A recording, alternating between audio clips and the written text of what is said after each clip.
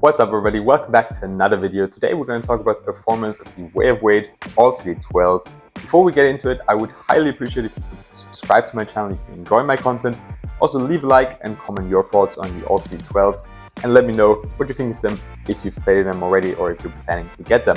With that being said, let's get straight into it. The All-City 12 is one of my favorite shoes of 2024. I will include them in 2024 because they released in December of 2023. They retail for $179, which is quite expensive for a basketball shoe, but if you compare it with other brands and if you compare their performance to other shoes in that price range, they are one of the best options on the market, one of the best value for money options on the market, and also one of the most versatile shoes on the market, in my opinion.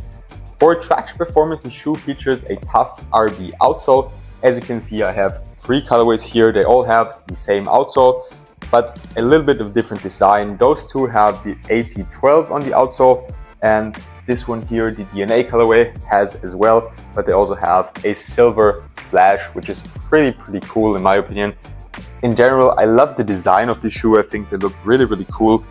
This is a brand new colorway, and this one I got in December already. It's been released about a month ago. And how does the traction pattern perform? It does extremely well. It's, I think, only the second shoe this year that I rated with a 10 out of 10. Actually, the third, the Anthony Edwards 1 and Harden Volume 8 were number 1 and 2. And this one was the third that got a straight 10 out of 10. But there's another shoe that will get one for sure. It's the Kobe 6 Italian Camo. But as I said, 10 out of 10 traction performance. Also, not much dust pickup. You could see on the silver pair a little bit of a dust pickup in the forefoot. The other two pairs didn't have that as much. I've played with those the most actually, even though I got them in the middle. Those are still almost brand new. I'm planning to keep one pair for outdoors because the traction, the tough RB rubber compound, is great for outdoors, and the traction performance is also great outdoors. According to Way of Wade, the tough RB outsole is 2.5 times more durable than your regular rubber outsole from other brands. So that's definitely what makes them so versatile and what makes them a great option for outdoor basketball as well. Moving on to the cushioning setup, probably my favorite aspect of this shoe. They feature a full-length Boom midsole. Boom is Way of Wade's most premium cushioning setup, and it's extremely comfortable. Stepping comfort is also great, mainly also because it has a great strobel board. If you take out the insoles, they're nothing too special. They have a cool design here, also underneath they look quite nice, but it's just like an Ortholite insole.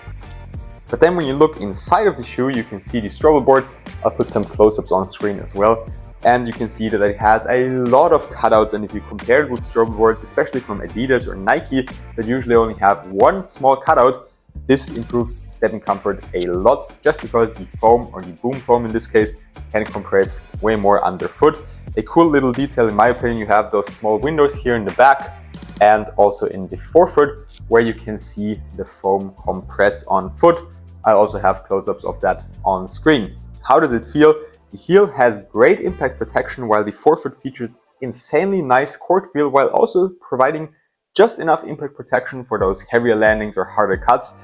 And in my opinion, the shoe reminds me a lot of actually the Kobe 5 and 6, just because the heel is kind of soft, and then in the forefoot you're still, even though you're low to the ground, you're still protected, you have that cushioning setup there, and it's just a really nice shoe. They're also relatively lightweight. We'll get to that later in the video. Before we're going to talk about all the other features that make them so nice on foot. That's pretty much it for the cushioning setup. Moving on to the support features, also very interesting. When I showed you those close-ups of the strobel board, you could already see the shank plate that's right underneath the insole, underneath the bottom of the foot. But what makes this shoe special is that it actually has 2 shank plates. It features a double crowbar lock system. Essentially, that means you have the shank plate right underneath your foot, and then you have another shank plate at the bottom of the shoe. They have great torsional support.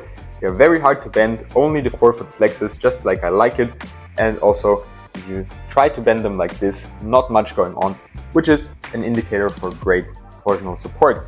I mentioned the insoles, they don't really do much for that. You can bend them around like pretty much any other insole, but because the shoe has 2 shank plates, it just helps a ton with torsional support. Also, this part here, the Way of Wade logo, it's also reinforced. It's not just a mesh, so it keeps your foot on the footbed, which is also something I appreciate in my basketball shoes and which I find to be very nice.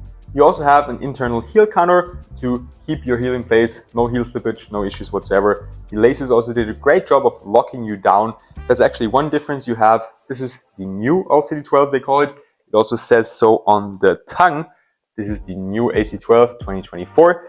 And compared to this colorway that released in 2023, you can see kind of elastic laces, and here we have those thicker, less elastic laces. Kind of feel like on the LeBron 21, but they don't get undone as often like the ones on the 21s.